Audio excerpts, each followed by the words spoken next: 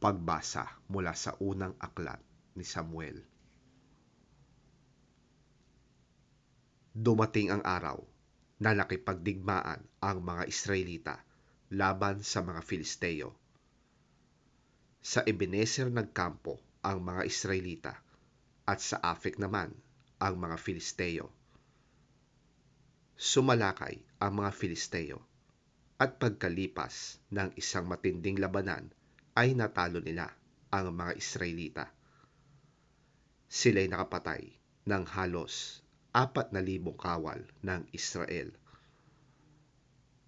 Nang makabalik na ang mga nakaligtas sa kanilang kampo, nagtanungan ang matatandang namumuno sa Israel, bakit kaya pinabayaan ni Yahweh na matalo tayo ng mga Filisteo ngayon? Ang mabuti pa'y kunin natin sa Shilo ang kabanatipan upang samahan tayo ni Yahweh. Siguro kung nasa atin yon, ay ililigtas niya tayo sa ating mga kaaway. At kinuha nga nila sa Shilo ang kabanatipan na kung saan si Yahweh ay nakaluklok sa trono sa ibabaw ng mga kerubin.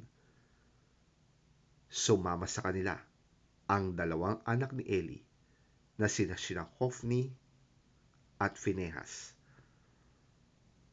Napasigaw sa tuwa ang mga Israelita nang dalhin sa kanilang kampo ang kabanatipan ni Yahweh.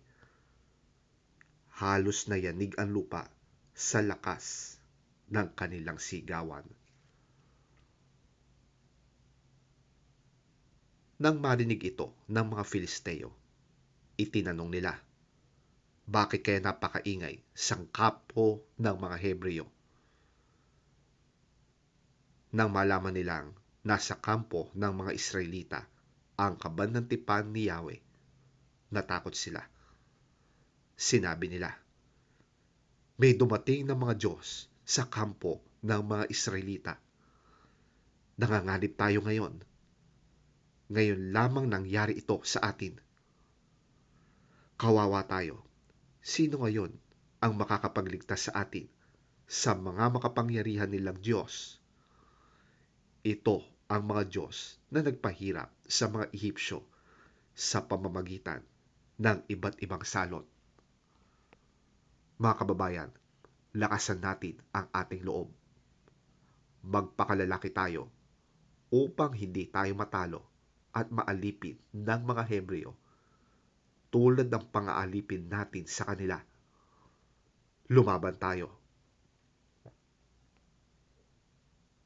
Lumaban nga ang mga Filisteo at ang mga Israelita ay natalo na naman. Ang napatay sa kanila ay 30,000 at nagkanya-kanyang takas pauwi ang mga natira.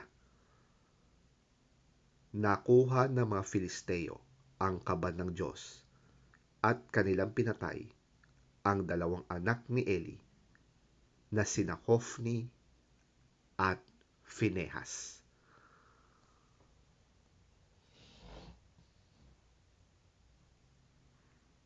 Ang salita ng Diyos. Salamat sa Diyos.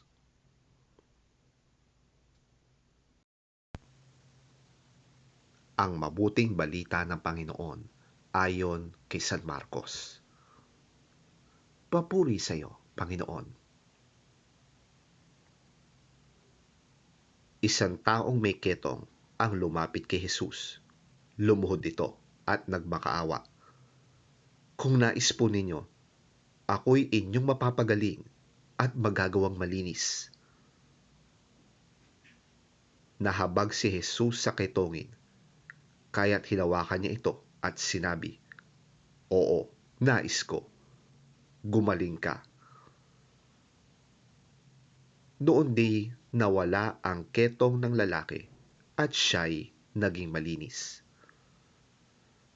Matapos mapagbilinan, agad siyang pinaalis ni Jesus at pinagsabihan ng ganito, huwag mong sasabihin ito kanino man. Sa halip ay magpunta ka at magpasuri sa pari. Pagkatapos, mag-alay ka ng handog para sa Diyos ayon sa iniutos ni Moises bilang patunay sa mga tao na ikaw ay magaling at malinis na. Ngunit pagkaalis ng lalaki ay kanyang ipinamalita ang nangyari sa kanya. Dahil dito, hindi na nakapasok pa ng bayan si Jesus. Nanatili na lamang siya sa labas ng bayan. Subalit, pinupuntahan pa rin siya ng mga tao mula sa iba't ibang dako.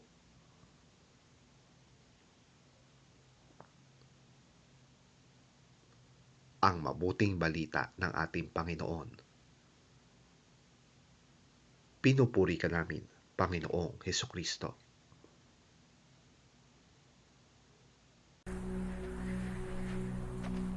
A man with leprosy came to him and begged him on his knees, "If you are willing, you can make me clean." Jesus was indignant. He reached out his hand and touched the man. "I am willing," he said. "Be clean." Immediately the leprosy left him and he was cleansed. Jesus sent him away at once with a strong warning. "See that you don't tell this to anyone, but go, show yourself to the priest and offer the sacrifices that Moses commanded for your cleansing, as a testimony to them."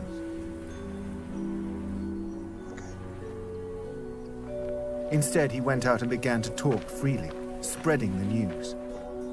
As a result, Jesus could no longer enter a town openly, but stayed outside in lonely places. Yet the people still came to him from everywhere.